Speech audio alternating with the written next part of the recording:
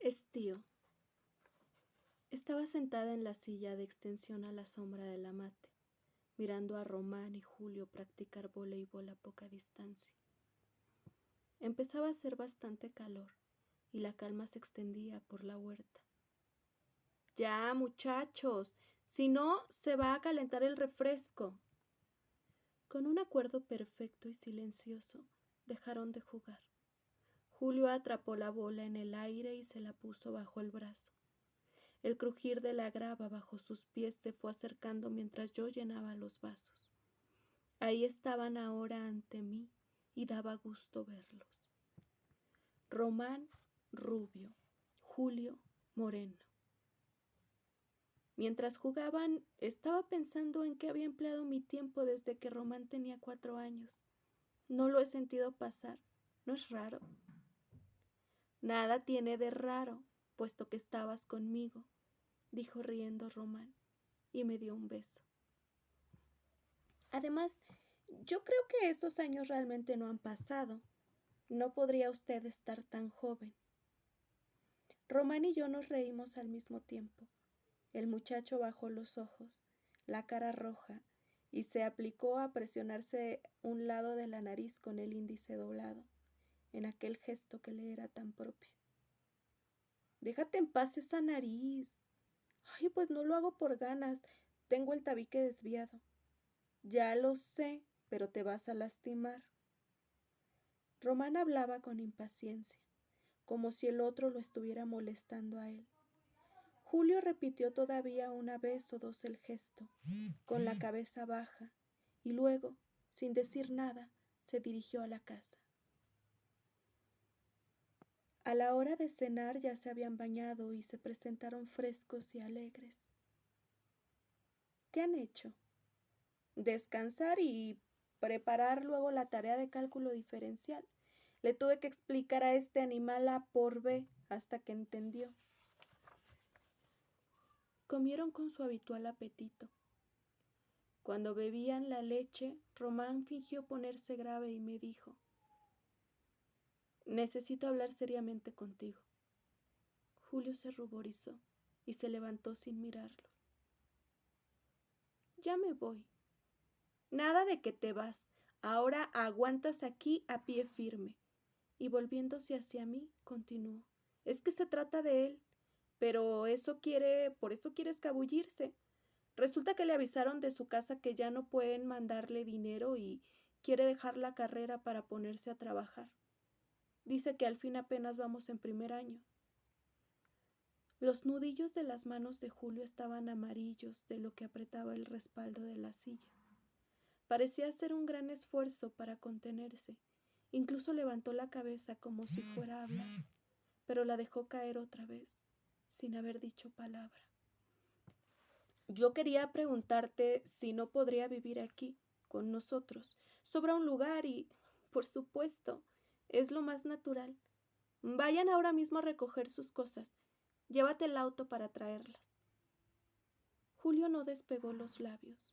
Siguió en la misma actitud de antes y solo me dedicó una mirada que no traía nada de agradecimiento, que era más bien un reproche.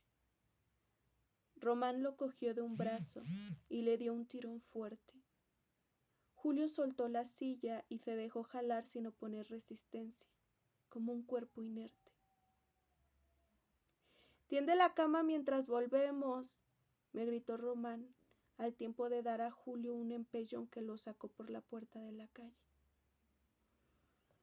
Abrí por completo las ventanas del cuarto de Román. El aire estaba húmedo y hacia el oriente se veían relámpagos que iluminaban el cielo encapotado. Los truenos lejanos hacían más tierno el canto de los grillos. De sobre la repisa quité el payaso de trapo al que Román durmiera abrazado durante tantos años y lo guardé en la parte alta del closet. Las camas gemelas, el respirador, los compases, el mapamundi y las reglas, todo estaba en orden. Únicamente habría que comprar una cómoda para Julio. Puse en la repisa el despertador donde antes estaba el payaso y me senté en el alféizar de la ventana. Si no la va a ver nadie. Ay, ya lo sé, pero... ¿Pero qué? Bueno, está bien. Vamos. Nunca me hubiera ocurrido bajar a bañarme al río, aunque mi propia huerta era un pedazo de margen. Nos pasamos la mañana dentro del agua, y allí metidos hasta la cintura, comimos nuestra sandía y escupimos las pepitas hacia la corriente. No dejábamos que el agua se nos secara completamente en el cuerpo. Estábamos continuamente húmedos y de ese modo el viento ardiente era casi agradable. A mediodía subí a la casa en traje de baño y regresé con sándwiches, galletas y un gran termo con té helado. Muy cerca del agua y a la sombra de los mangos nos tiramos para dormir la siesta. Abrí los ojos cuando estaba cayendo la tarde. Me encontré con la mirada de indefinible reproche de Julio. Román seguía durmiendo. ¿Qué te pasa?, le dije en voz baja. ¿De qué? De nada. Sentí un poco de vergüenza. Julio se incorporó y vino a sentarse a mi lado. Sin alzar los ojos me dijo: quisiera irme de la casa. Me turbé. No supe por qué, y solo pude responderle con una frase convencional: ¿no estás contento con nosotros? No se trata de eso, es que... Román se movió, y Julio me susurró apresurado: por favor, no le diga nada de esto. Mamá, no seas... ¿Para qué quieres que te roguemos tanto? Peínate y vamos. Puede que la película no esté muy buena, pero siempre se entretiene uno. No, ya les dije que no. ¿Qué va a hacer usted sola en este caserón toda la tarde? Tengo ganas de estar sola. Déjala, Julio. Cuando se pone así, no hay quien la soporte. Ya me extrañaba que hubiera pasado tanto tiempo sin que le diera uno de esos arrenchuchos. Pero ahora no es nada. Dicen que cuando muerto mi padre... Cuando salieron todavía le iba contando la vieja historia. El calor se metía al cuerpo por cada poro.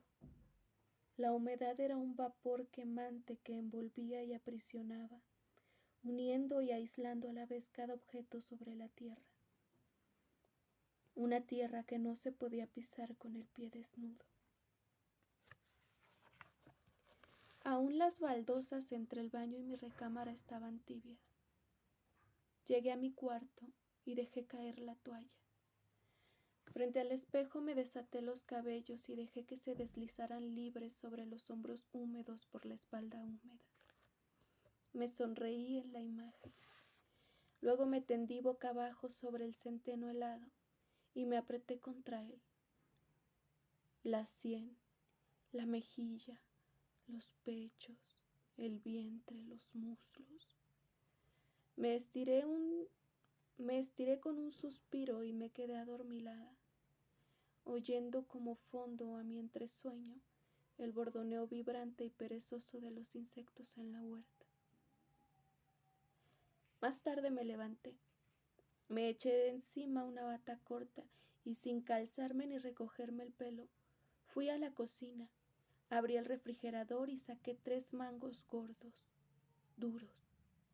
Me senté a comérmelos en las gradas que están al fondo de la casa, de cara a la huerta. Cogí uno y lo pelé con los dientes. Luego lo mordí con toda la boca, hasta el hueso. Arranqué un trozo grande que apenas me cabía y sentí la pulpa aplastarse y al jugo correr por mi garganta, por las comisuras de la boca, por mi barbilla, después por entre los dedos y a lo largo de los antebrazos. Con paciencia pelé el segundo y más calmada, casi satisfecha, ya empecé a comer el tercero. Un chancleteo me hizo levantar la cabeza. Era la Toña que se acercaba. Me quedé con el mango entre las manos, torpe, inmóvil, y el jugo sobre la piel empezó a secarse rápidamente y a ser incómodo, a ser porquería. Volví porque se me olvidó el dinero. Me miró largamente con sus ojos brillantes, sonriendo. Nunca la había visto comer así. ¿Verdad que es rico? Sí, es rico. Y me reí levantando más la cabeza y dejando que las últimas gotas pesadas resbalaran un poco por mi cuello. Muy rico. Y sin saber por qué, comencé a reírme alto, francamente. La Toña se rió también y entró en la cocina. Cuando pasó de nuevo junto a mí, me dijo con sencillez: «Hasta mañana». Y la vi alejarse, plas, plas, con el chasquido de sus sandalias y el ritmo seguro de sus caderas. Me tendí en el escalón y miré entre las ramas al ciclo cambiar lentamente hasta que fue de noche. Un sábado fuimos los tres al mar. Escogí una playa desierta porque me daba vergüenza que me vieran ir de paseo con los muchachos, como si tuviéramos la misma edad. Por el camino cantamos hasta quedarnos con las gargantas lastimadas, y cuando la brecha desembocó en la playa y en el horizonte vimos reverberar el mar, nos quedamos los tres callados. En el macizo de palmeras dejamos el bastimento y luego cada uno eligió una duna para desvestirse. El retumbo del mar caía sordo en el aire pesado del sol. Untándome con aceite, me acerqué hasta la línea húmeda que la marea deja en la arena. Me senté sobre la costra dura, casi seca, que las olas no tocan. Lejos oí los gritos de los muchachos. Me volví para verlos. No estaban separados de mí más que por unos metros, pero el mar y el sol dan otro sentido a las distancias. Vinieron corriendo hacia donde yo estaba y pareció que iban a atropellarme, pero en un momento antes de hacerlo, Román frenó con los pies echados hacia adelante, levantando una gran cantidad de arena y cayendo de espaldas, mientras Julio se dejaba ir de bruces a mi lado con toda la fuerza y la total confianza que hubiera puesto en un clavado a una piscina. Se quedaron quietos, con los ojos cerrados. Los flancos de ambos palpitaban, brillantes por el sudor. A pesar del mar podía escuchar el jadeo de sus respiraciones. Sin dejar de mirarlos, me fui sacudiendo la arena que habían echado sobre mí. Román levantó la cabeza. «¡Qué bruto eres, mano! Por poco le caes encima». Julio ni se movió. «¿Y tú? Mira cómo la dejaste de arena». Seguía con los ojos cerrados, o eso parecía. Tal vez me observaba así siempre, sin que me diera cuenta. «Te vamos a enseñar unos ejercicios del pentatlón, ¿eh?» Román se levantó y al pasar junto a Julio le puso el pie en las costillas y brincó por encima de él. Vi aquel pie desmesurado y tosco sobre el torso delgado. Corrieron, lucharon, los miembros esbeltos confundidos en un haz nervioso y lleno de gracia. Luego Julio se arrodilló y se dobló sobre sí mismo, haciendo un obstáculo compacto, mientras Román se alejaba. «Ahora vas a ver el salto del tigre», me gritó Román antes de iniciar la carrera, tendida hacia donde estábamos Julio y yo. Lo vi contraerse y lanzarse al aire vibrante, con las manos extendidas hacia adelante y la cara oculta entre los brazos.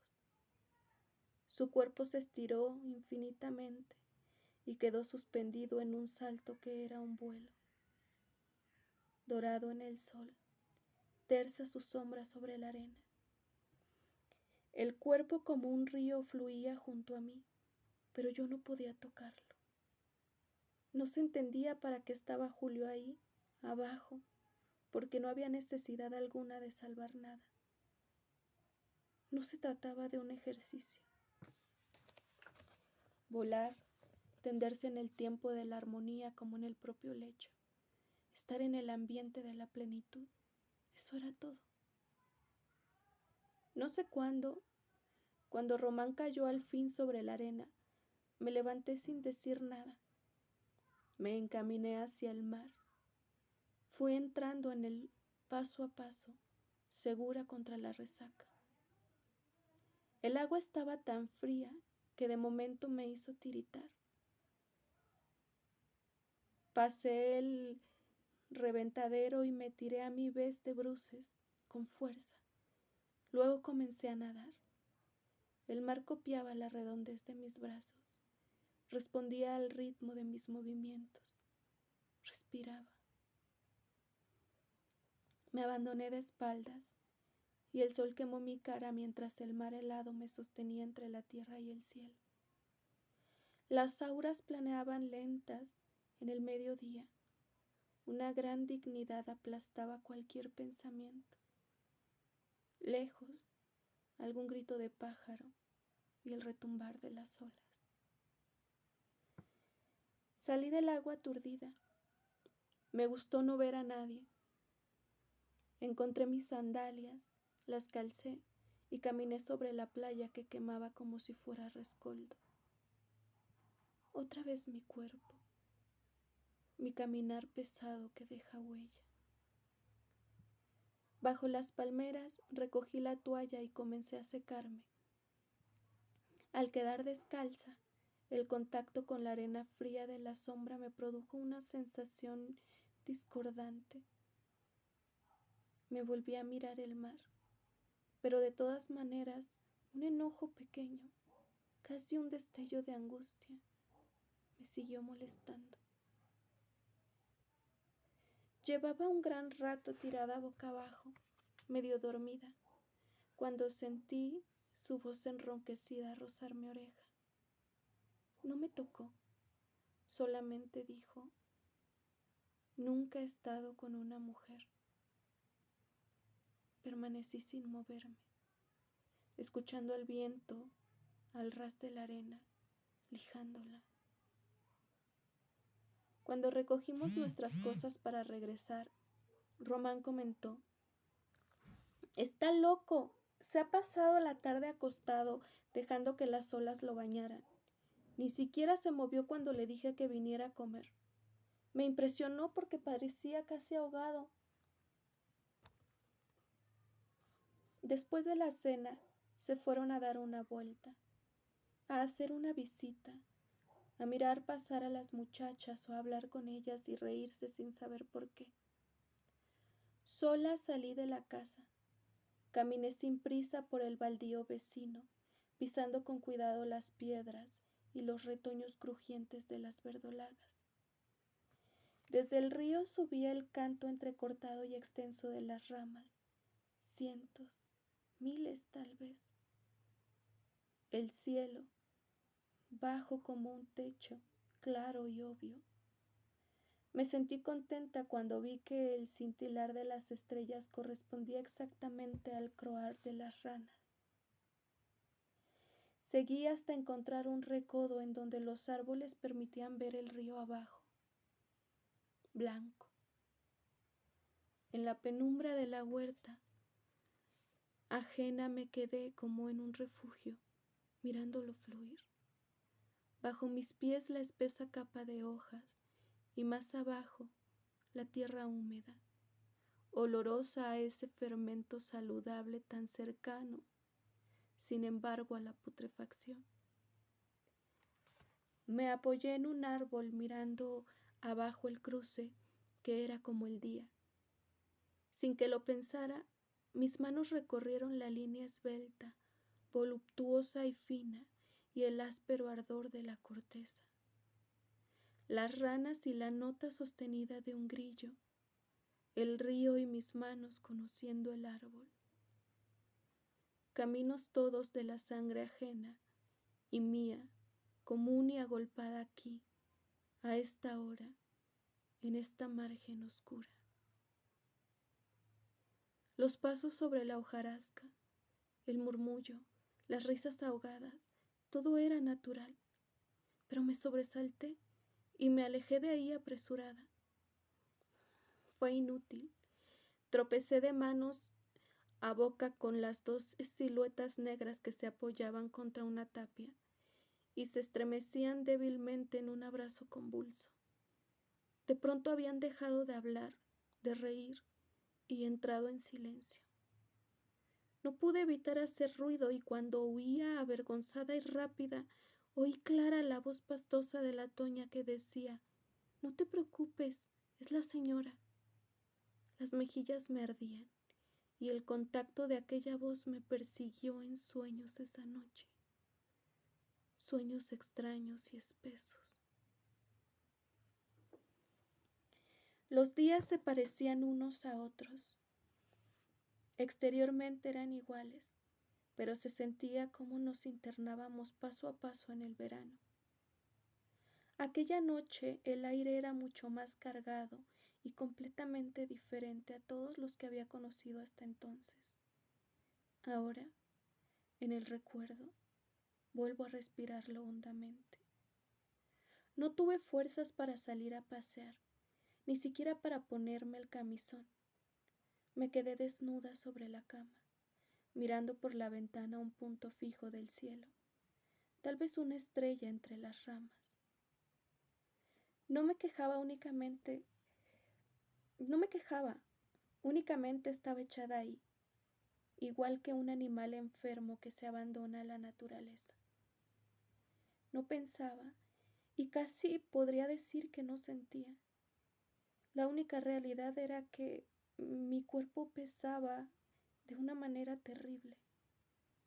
No, lo que sucedía era nada más que no podía moverme, aunque no sé por qué. Y sin embargo, eso era todo. Estuve inmóvil durante horas, sin ningún pensamiento, exactamente como si flotara en el mar bajo ese cielo tan claro. Pero no tenía miedo. Nada me llegaba. Los ruidos, las sombras, los rumores, todo era lejano. Y lo único que subsistía era mi propio peso sobre la tierra o sobre el agua. Eso era lo que centraba todo aquella noche.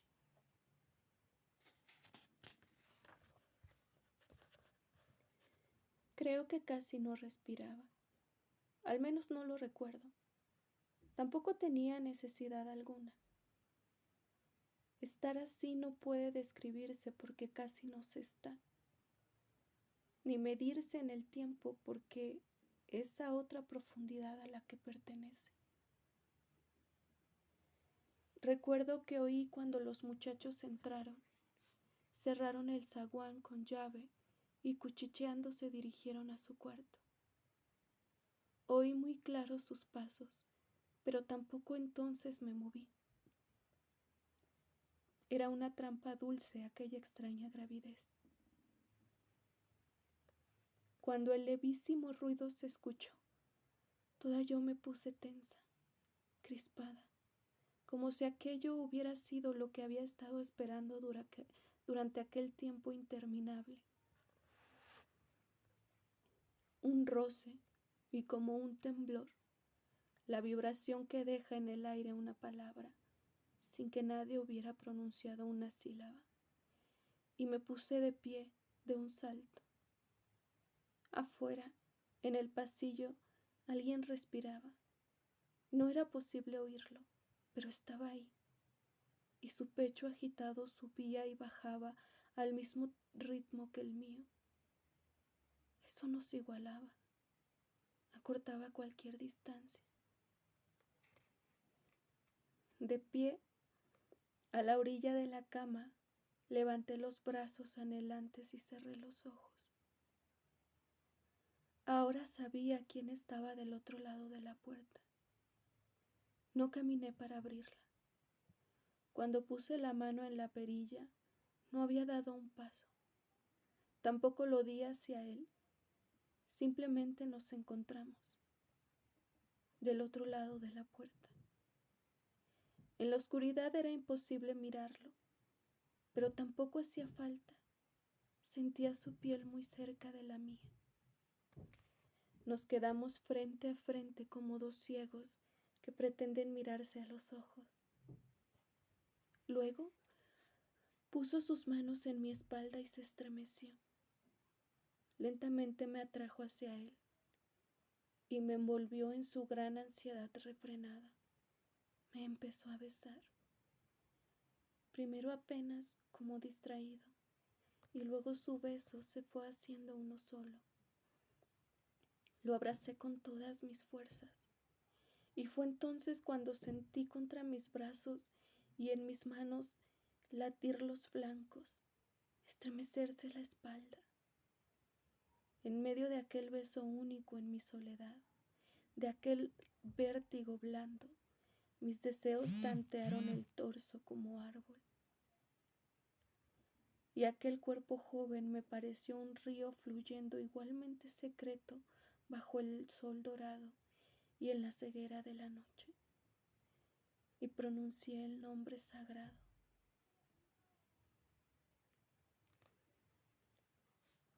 Julio se fue de nuestra casa muy pronto, seguramente odiándome. Al menos eso espero. La humillación de haber sido aceptado en el lugar de otro y el horror de saber quién era ese otro dentro de mí lo hicieron rechazarme con violencia en el momento de oír el nombre y golpearme con los puños cerrados en la oscuridad en tanto yo oía sus sollozos. Pero en los días que siguieron rehusó a mirarme y estuvo tan abatido que parecía tener vergüenza de sí. La tarde anterior a su partida, hablé con él por primera vez a solas después de la noche del beso, y se lo expliqué todo lo mejor que pude. Le dije que yo ignoraba absolutamente qué me sucediera aquello, pero que no creía que mi ignorancia me hiciera inocente. Lo nuestro era una mentira, porque aunque se hubiera realizado, estaríamos separados. Y sin embargo, en medio de la angustia y del vacío, siento una gran alegría. Me alegra que sea yo la culpable y de que lo seas tú. Me alegra que tú pagues la inocencia de mi hijo, aunque eso sea injusto. Después mandé a Romana a estudiar a México y me quedé sola.